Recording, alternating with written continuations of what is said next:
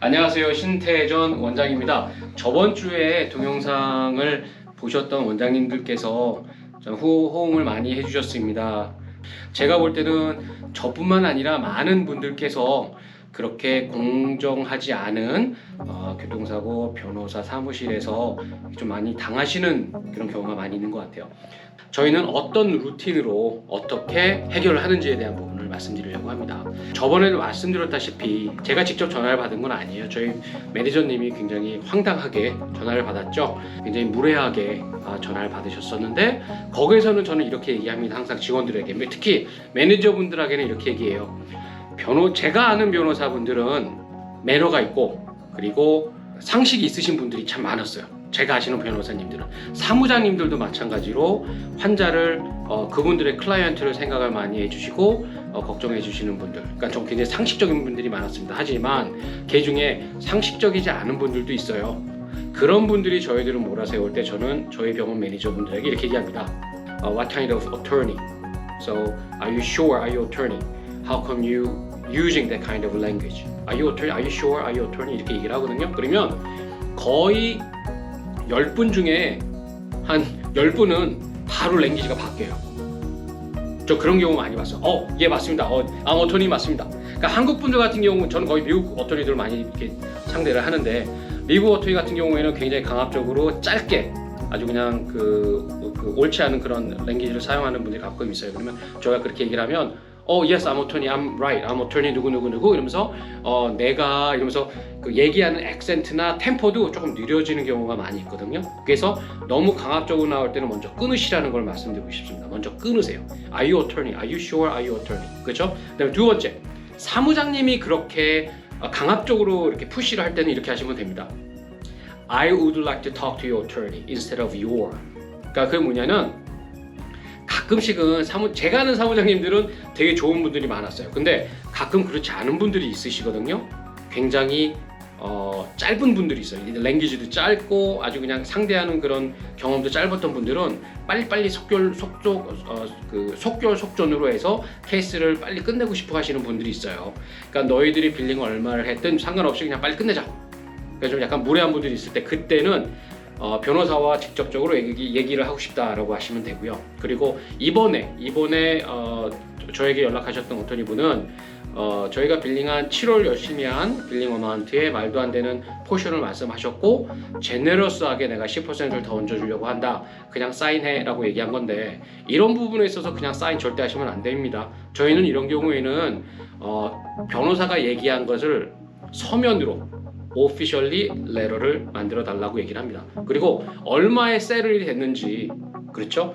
우리는 이 환자가, 교통사고 환자가 어느 병원을 다녔고, 예를 들면 이머전시에 가서 CT를 촬영을 했고, 또 어떤 병원에 가서 정리를 했고 세컨 오피니언을 받았고, 또 어떤 병원에서 얼마큼 치료받는지를 알았기 때문에 저는 공평한 게 중요하다고 생각을 해요. 저는 카이로프랙터이고 물론 대체의학을 합니다만 한의사이고 하다 보니까 메디컬 닥터는 아니에요. 하지만 말도 안 되게 저희가 열심히 노력해서 치료한 그런 포션을 확 줄이는 건 불공평하다고 생각을 하기 때문에, 제가 디스카운트를 해야 된다면 변호사 당신은 얼마나 디스카운트를 하는지, 그리고 다른 병원 이머전시에 갔었었는데, 어전 케어 갔었었는데, orthopedic 닥터에 갔었었는데 거기서는 얼마나 디스카운트를 했는지, 이 정도는 제가 알아야 된다고 보거든요. 다른 사람들 다 디스카운트 안 했는데 저만 디스카운트를 했다는 거는 좀 약간 억울하지 않습니까? 그래서 그런 부분에 대해서 저는 저희 직원들에게, 저희 매니저들한테 정확하게 물어보라고 말씀드립니다. 물론 저희는 무례하게 물어보지는 않고요, 오피셜리하게 있는 그대로 루틴대로 저희는 말씀을 드리는 편입니다. 만약에 사무장님이나 또는 변호사분이 이상한 분이 자꾸 괴롭히고 힘들게 하고 이럴 경우에는 환자분한테 전화를 하세요. 환자분한테 전화하셔서 제가 이만큼 치료를 했고 이렇게 했는데 치료비가 어떻게 나왔고, 이런 경우에 있어서 저희는 이렇게 받아야 되는데, 빌링이 했는데 세틀먼트가 이렇게 됐고, 그다음에 변호사 측에서는, 변호사 사무실 사무장님 쪽에서는 이렇게 얘기를 합니다. 좀 약간 말이 안 되는 것 같습니다 얘기하면은 10분 중에 9분은 수긍을 하세요. 이해를 하시고 환자분께서 변호사 사무실에 연락을 해서 우리 원장님 최선을 다해서 해주셨는데 치료비를 좀 더 올려주십시오 라고 얘기를 해주시는 분들이 많이 있어요. 그러니까 그런 부분에 있어서는 정직, 성실, 근면은 다 통한다라고 저는 보고 있습니다.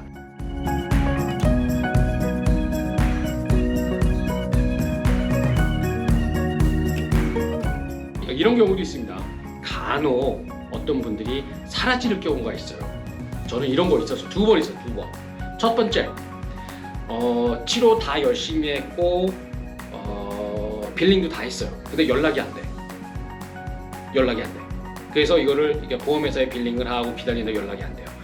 이거는 그러면 컬렉터 에전시에 넘기겠습니다. 서티피케이션 편지를 3번이나 보내도 연락이 안 돼요. 이럴 경우에 어떻게 했느냐? 저희는 그냥 컬렉터 에전시에 넘겼어요. 왜냐하면 저희는 할 거 다 했고 열심히 했고 거짓말 안 했기 때문에. 그런데 이런 경우 있어요. 가끔씩 간혹 한 1년 정도 지나서 환자한테 연락이 와요. 내가 사실은 그때 감옥에 가 있었다.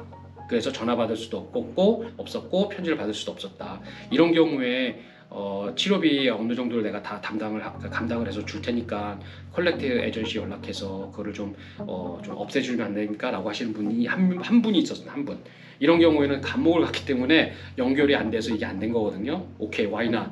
그거 다 정작 참작해서 저희가 치료비 다 받았고요. 어떤 분들은 이런 경우도 있어요. 보험회사에서 한국 사람일 경우에 영어를 못한다는 거 알고 중간에 해코지할 때도 있습니다.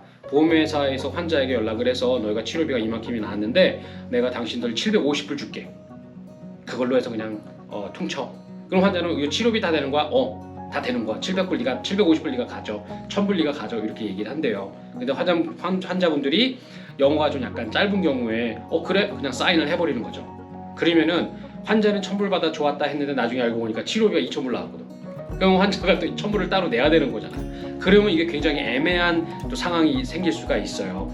보험회사에서는 병원에 치료비 다 줬다고 했는데 왜 나에게 또 치료비를 달라고 하느냐 이렇게 얘기하거든요. 근데 여기서 가장 우리가 중요시 생각해야 되는 게 뭐냐면 또 다시 한번 말씀드리지만 컴플라이언스입니다. 내가 준비해야 되는 서류들 사인 다 받았고 내가 정확하게 거짓말 안 하고 치료 받았고 정확하게 빌링이 얼마가 나왔고 치료비가 얼마 나왔다. 그렇기 때문에 환자 교육을 보험회사에서 이렇게 나올 것이고 이럴 것이다 라고 다 설명을 해주셔야 돼요. 이런 걸 안 하고 그냥 뭐 뒷짐 주고 있다가 갑자기 환자가 대뜸 저 다 케이스 끝났습니다, 사인했습니다 이러면 되게 황당한 일이 벌어질 수도 있어요. 저도 그런 일이 딱 한 번 있었습니다. 한 6년 전인가요? 환자가 그냥 제가 절대로 보험회사 오면 그냥 막 사인하시면 안 됩니다. 한번 보여주시거나 다른 사람한테 물어보시고 확인하고 하세요. 근데 이분은 전화 받고 서류 받고 바로 사인해서 보낸 거예요. 알고 보니까 얘기를 들어보니까 보험회사에서 1000불을 준다고 하시더라고요. 그래서 사인했어요. 그러고 나서 저는 보험회사에서 우리 병원에 치료비를 다 줬는 줄 알고 저는 그냥 가만히 있었습니다. 우리는 치료비를 받은 게 없거든요.